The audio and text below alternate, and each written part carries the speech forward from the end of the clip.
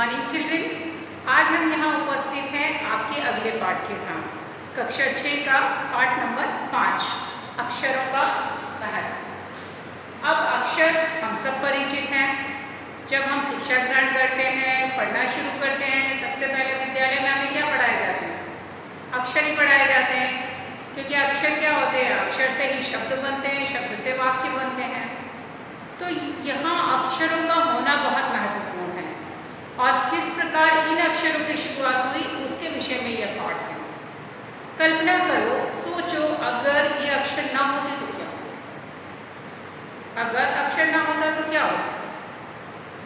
हम किस प्रकार अपने विचार व्यक्त करते हैं?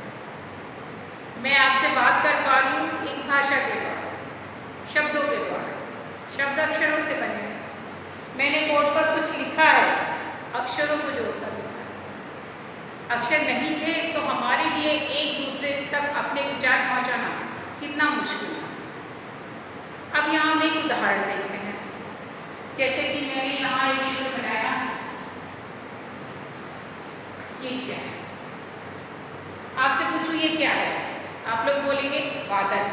ठीक है, तो भाई हम सब ने इससे अनुमान लगा लिया कि बादल की बात हो रही है। अगर अब मैं यहाँ बादल के अंदर से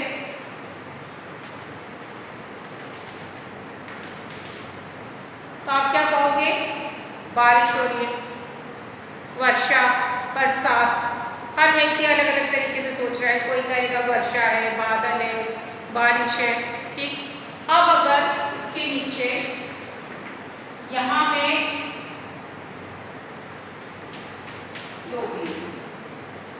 ये एक बालक खड़ा कर दिया। अब मैं पूछूं ये क्या है, तो आपके उत्तर क्या होंगे? कोई बोलेगा बालक बारिश में नहा रहा है, लड़का बारिश देखकर खुश हो रहा है, बच्चा बारिश में नहा रहा है। हर व्यक्ति के अपने शब्द अलग होंगे कि नहीं? जैसे मैं कहूँगी कि बारिश, बादलों से बारिश गिरती देखकर, पानी को गिरता देखकर बालक बहुत प्रसन्न हो रहा है। ये मेरे शब्द हैं। हो सकता है आप ये कहो कि बच्चा बूंदों को अपने हाथ से छू रहा है। तो इस प्रकार चित्रों के द्वारा भी पहले व्यक्त किए जाते थे विचार। जब मनुष्य के पास अक्षर नहीं थे तब वो इस प्रकार से ही चित्रों के द्वारा अपने विचार लोगों तक पहुंचाता था। लेकिन इन चित्रों द्वारा विचार पहुंचाने में मुश्किल क्या होती है कि मैंने जो सोचकर चित्र बनाया है वो बात आप समझ पा रहे होगे। तो चित्रों के द्वारा विचार व्यक्त करने में हर एक व्यक्ति अपनी सोच के अनुसार उन चित्रों से अर्थ को निकालने की कोशिश करता है। आपके लिए वो चित्र का अर्थ कुछ और भी हो सकता है। तो ऐसे में ये जो चित्र रूप में विचार व्यक्त करने की जो प्रथा थी, जो चलन था, वो पुराने समय में था, लेकिन वो बहुत ही क्या था? अधूरा था। अधूरा था, यूनिवर्सल नहीं था, जिसको सभी लोग माने ऐसा नहीं था। तो यहाँ इस पाठ में हम यही देखेंगे कि किस प्रकार इतिहास में लोग कैसे अपने विचार व्यक्त करते थे जब अक्षर नहीं थे और अक्षरों के आने के बाद क्या परिवर्तन आया। तो ये जो पाठ है अक्षरों का महत्व बड़ा ही इंटरेस्टिंग है, क्योंकि इसके अंदर हमें बहुत सारी जानकारी भी पता पड़ रही है। ये हिंदी का एक पाठ कहानी या कविता पर आधारित ना होकर एक जानकारी, ज्ञानवर्धक पाठ है, जिसमें हमने बहुत सी बातें जानी हैं। तो यहाँ इस पाठ में बताया गया है कि किस प्रकार अक्षर हमारे जीवन में महत्वपूर्ण है।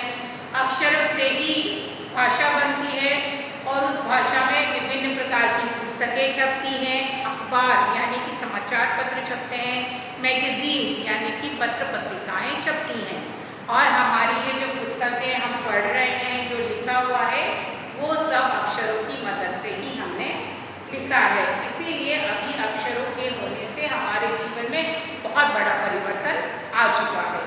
लेखक ने यही आगे बताने की कोशिश की है कि एक समय ऐसा था। अब अक्षरों की शुरुआत की बात करते हैं तो हम पहले शुरुआत करेंगे कि मनुष्य से। मनुष्य कब आया? मनुष्य कहाँ आया? धरती पर। उससे पहले धरती पर क्या था? तो यहाँ सबसे पहले लेखक ने ये बताया है कि हमारी धरती जो है वो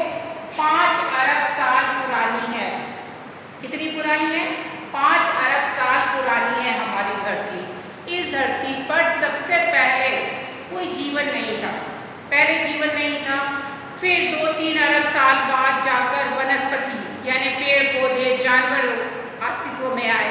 उसके कहीं बाद जाकर मनुष्य का जीवन इस धरती पर आया। और कब आया मनुष्य का जीवन? लगभग 5 लाख साल पहले मनुष्य ने इस धरती पर जन्म लिया। तब तक इस धरती पर पेड़ पौधे वनस्पति और जानवर हुआ करते थे। जब यहाँ मनुष्य ने जन्म लिया तो अब मनुष्य के आने से क्या हुआ? मनुष्य को विभिन्न आवश्यकताओं की पूर्ति करनी थी। उसे भोजन की आवश्यकता हुई, एक दूसरे से बात करने की आवश्यकता हुई, पहनने की ज़रूरत हुई कि मैं पहनूं क्या, खाऊं क्या। वो तो व्यक्ति है, जीवन है, इंसान है, तो उसे अपनी विभिन्न आवश्यकताओं की पूर्ति करनी थी। तो ऐसे में सबसे बड़ी आवश्यकता थी अपनी बात अपने साथी को बताने की। तो वो कैसे बताए? तो ये जो समय था, जिस समय ये व्यक्ति के पास ज़बान, ये जो भाषा नहीं थी, तो ये वाला समय कहलाता है प्रागैतिहासिक काल, जिसे हम कहते हैं हमारे इतिहास से पहले का काल। अब उस समय मनुष्य के लिए अपने विचार व्यक्त करना बड़ा ही मुश्किल हुआ करता था।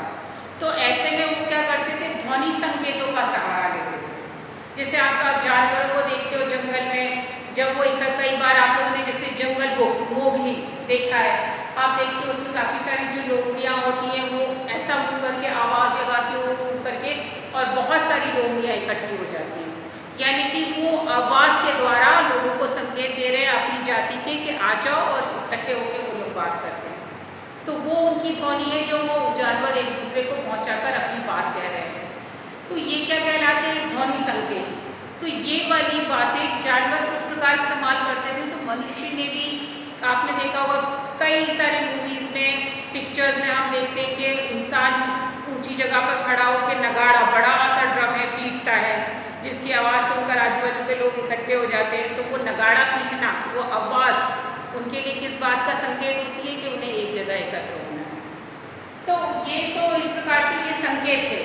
तो ये सारी बातें जब तक नहीं हुई थी, प्रागैतिहासिक मानव अपने विचार कैसे व्यक्त करता था? वो चित्रों के द्वारा, ठीक है, ध्वनि संकेतों के द्वारा व्यक्त करता था जो सामने है। लेकिन जो व्यक्ति सामने नहीं है, दूसरे लोगों तक अपने विचार कैसे पहुंचाएगा?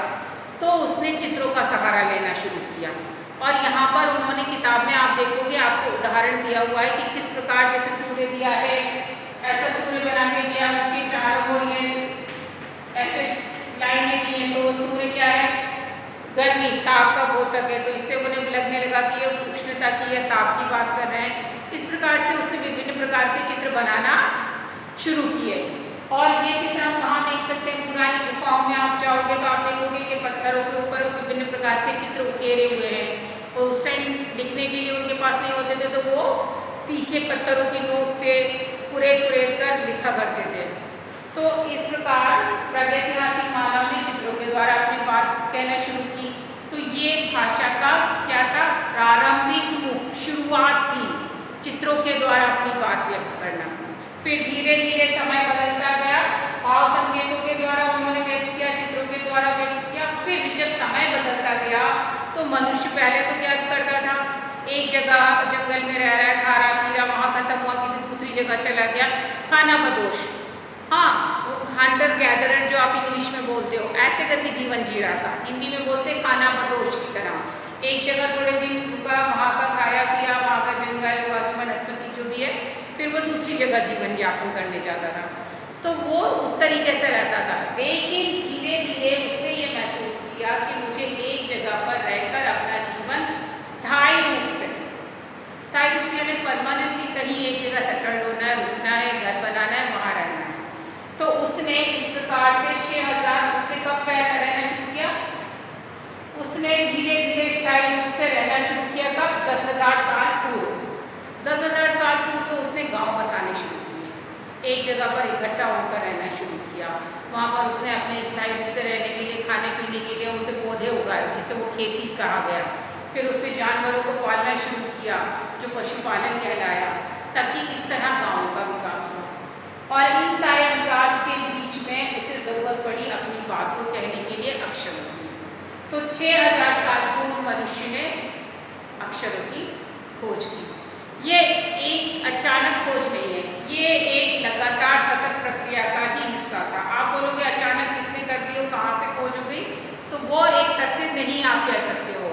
ये लगातार किस प्रकार भावों से, संकेतों से व्यक्त किए बात, फिर उसके बाद चित्र रूप में लिखना शुरू किया और फिर कहीं जाकर अक्षरों का विकास हुआ। तो 6000 साल पूर्व अक्षरों की खोज का विकास मानव ने किया। अब जब अक्षरों की खोज हो गई तो अक्षरों की खोज के बाद मनुष्य ने अपनी बातों को लिखकर रखना शुरू कर दिया और उस लिखी हुई बातों को वो उस ज्ञान को दूसरी पीढ़ी तक आसानी तक पहुंचाने लगा। आसानी से अभी की जनरेशन, अभी का जो उसके पास ज्ञान है तो वो आने वाली पीढ़ी को कैसे देने लगा, लिखित रूप में। तो जब से मनुष्य ने अपने विचारों को लिखकर रखना शुरू कर दिया उसे सभ्य कहा जाने लगा। क्या कहा जाने लगा, सभ्य कहा जाने लगा, क्योंकि वो स्थायी रूप से एक जगह पर स्थिर होकर रहने लगा, अपनी बातों को लिखकर रखने लगा, दूसरों तक पहुंचाने लगा, भाषा का विकास हो गया। तो इस प्रकार अक्षरों के महत्व को हम नकार नहीं सकते, क्योंकि अक्षरों के महत्व ने मनुष्य को एक स्थायित्व दिया, एक जगह होकर रुककर रहना सिखाया और उन अक्षरों के द्वारा मनुष्य जाति का जो विकास है किस प्रकार हुआ उसका ज्ञान आने वाली पीढ़ी तक पहुंचाना संभव हो पाया। और अगर ये अक्षर ना होते तो मनुष्य का विकास कर पाना बड़ा ही मुश्किल होता।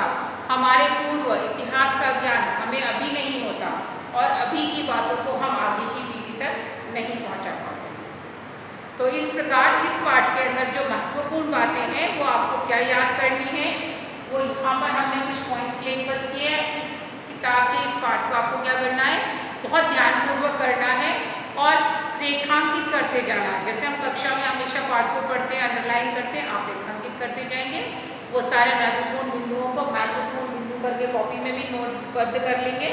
क्वेश्चन आंसर हम असाइनमेंट के रूप में आप तक पहुँचा रहे हैं। आई होप, आशा करते हैं कि ये सारा पढ़ने के बाद और वीडियो मॉड्यूल ये जो देखा है आपने और सारांश जो आपको ऑलरेडी रिटन फॉर्म में असाइनमेंट के रूप में आप तक भेजा गया है उसको पढ़ने के बाद आप उन प्रश्नों के उत्तर लिखने में सक्षम होंगे। यहाँ पॉइंट्स कौन से एक बार दोहरा लेते हैं। अक्षरों की खोज के विषय में धारणा, सबसे महत्वपूर्ण बात यह थी कि अक्षरों की खोज के विषय में पहले लोगों का सोच था कि अक्षरों की खोज ईश्वर ने की है। धारणा का मतलब सोच। अक्षरों की खोज के विषय में पहले क्या सोच थी कि ईश्वर ने अक्षरों की खोज की है, लेकिन बाद में मनुष्य ने यह जाना कि अक्षरों की खोज मनुष्य ने ही की है, वो भी उसके लगातार सतत प्रयास के द्वारा। दूसरी बात, 5 अरब साल पुरानी है हमारी धरती। इस पर जीवन कब शुरू हुआ, 2 या 3 अरब साल पहले। और वो भी कौन आए पहले, जानवर आए, वनस्पतियाँ आई, बाद में मनुष्य आया। मनुष्य का कितने साल पूर्व जन्म लिया, मनुष्य ने 5 लाख साल पूर्व जन्म लिया। और फिर मानव ने कब स्थायी रूप से गांव बनाकर बसाकर रहना शुरू किया, तो यहाँ पर आएगा 10,000 साल पूर्व। उसके बाद प्रागैतिहासिक मानव किसे कहते हैं, वो मानव इतिहास से पहले का समय जो है जब मनुष्य ने लिखना पढ़ना नहीं सीखा था, प्रागैतिहासिक मानव। और प्रागैतिहासिक काल में मनुष्य कैसे व्यक्त करता था अपने विचार, चित्रों और भाव संकेतों के द्वारा करता था। फिर अक्षर की खोज कब हुई है, 6000 साल पूर्व पहले हुई है और तब से मनुष्य को सभ्य कहा जाने लगा। क्यों, क्योंकि वो अपने विचारों को लिखकर रखने लगा, एक पीढ़ी का ज्ञान दूसरी पीढ़ी तक पहुँचाने लगा। इस प्रकार ये सारे पॉइंट्स के साथ आपके पाठ का पूरा सारांश आप तक पहुँच चुका है। आप इसे दोहराइए, पढ़िए और प्रश्नोत्तर जो आप तक पहुँच गए हैं वो लिखिए और उन्हें याद करने का प्रयास कीजिए। चैप्टर में जितनी भी जानकारी हुए उसको रेखांकित करके लिख के याद करिए, क्योंकि हो सकता है वो फिल इन द ब्लैंक्स यानी कि खालिस्तान के रूप में, जोड़ी बनाओ के रूप में, वस्तुनिष्ठ प्रश्न के रूप में किसी भी प्रकार से आपसे पूछी जा सकती है। आगे के पाठ्येतर अभ्यास के लिए जो टेक्सचुअल एक्सरसाइज है उसके लिए हम आपसे अगले मॉड्यूल में मिलेंगे। तब तक के लिए स्टे होम, स्टे सेफ।